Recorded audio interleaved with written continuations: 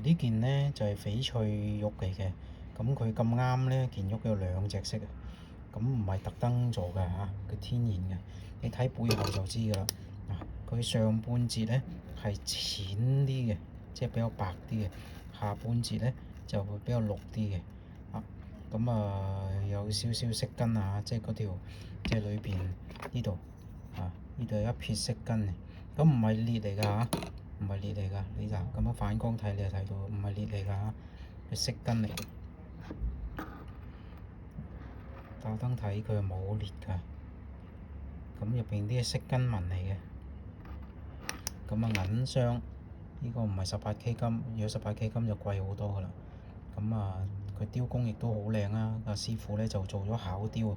咩叫巧雕呢？就翻嗰件料有兩隻顏色，咁上半截呢，白啲嘅地方呢，佢雕一條白啲嘅鯉魚；下半截呢，比較綠啲嘅呢，就雕咗條綠色嘅鯉魚。雙魚好靚。